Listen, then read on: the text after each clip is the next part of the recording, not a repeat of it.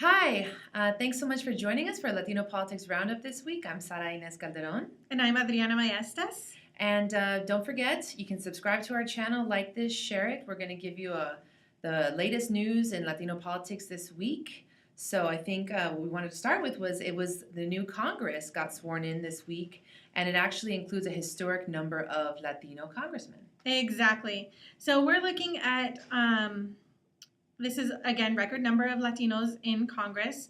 We have 3 Hispanic senators. It's interesting that those are all Cuban American. I know this is something we've said before, but Cuban Americans are one of the smaller Latino groups in the U.S., so it's just a little interesting that they kind of have a lot. They dominate. In the Senate. Mm-hmm.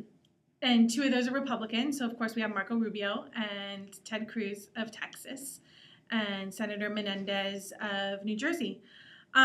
We also have 33 Latinos in the House of Representatives. Some of those people are on the people who made the top 30 Latinos of the 2012 election. So Sara is going to talk a little bit about that.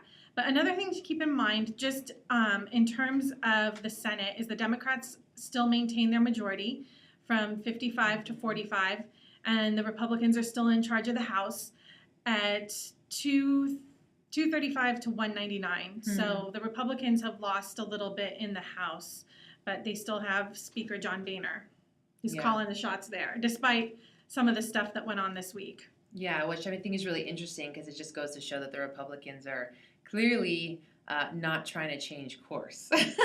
Well, I think like there are factions within the Republican caucus, and we're seeing that right now where John Boehner doesn't really have as much of a grip on things as was expected. Definitely. Well, and that's something that's really interesting too. I mean, since we're talking about this new diverse Congress, I was speaking to Jesse Ferguson, spokesman for the DCCC, today, who was telling me that they've been investing in recruiting diverse candidates, and that some people like Joaquin Castro, the new congressman from San Antonio who took Charles Gonzalez's seat, is going to be, has been working with the DCCC. So I think it's really interesting to think about, here we have this kind of diverse Congress. He also noted that for the first time in U.S. history, the Democratic caucus is majority non-white male.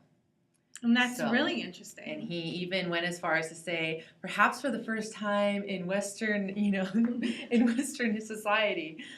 So that's pretty interesting as well. So and then, Adriana did mention, the top 30 list that I put together, the top 30 Latino and Latinas who made the 2012 election. I kind of took some liberties with the idea of people, because I think if we were to truly think about this election, it wasn't so much about individuals, but rather groups. Yeah. So, I mean, way at the top, I put Latino volunteers, because I know in your neighborhood, in my neighborhood, we're talking about the poll workers. Mm-hmm. We're talking about people who registered others to vote. We're talking about the block walkers for Obama or Romney, whatever the case may be. GOTV. Exactly. Yeah, for any candidate or any cause. Exactly. Yeah. State reps, Congress, whatever level, we're talking about people in the community getting out to reach out to other people in the community. And then we had Latino Voters were way up there, Gaby Pacheco and the Dreamers, the Castro brothers, Luis Gutierrez, the National Latino Vote people, Adrian Sainz, Alida Garcia, someone like Catherine Archuleta was the first Latina political director for a presidential campaign, Luis Fortuño, the governor of Puerto Rico, Marco Rubio, Susana Martinez, Bettina Inclán. And also I put Latino Decisions on there because they were really driving a lot of the data. And that was really cool. Latino nerds. Yeah, exactly. Good old Gary Segura. Exactly. Team. So that was my top 30 list. And Richard Carmona, the gentleman who ran for Senate in Arizona, was also on the list. Yeah. And he made news this week, too. Well, the news is that he may run for governor in 2014. So nothing officially has been announced other than it's kind of this idea that's been put forward.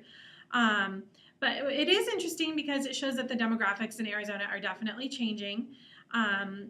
Dr. Carmona, who was a Surgeon General under George W. Bush, only lost by 3 percentage points to Jeff Flake, who is the new senator who replaced John Kyle in Arizona. So if Carmona had won, he would have been the first Latino to represent the Arizona in the Senate, Wow. and the first Democrat to win in the Senate in more than 2 decades. So he was an independent running as a Democrat.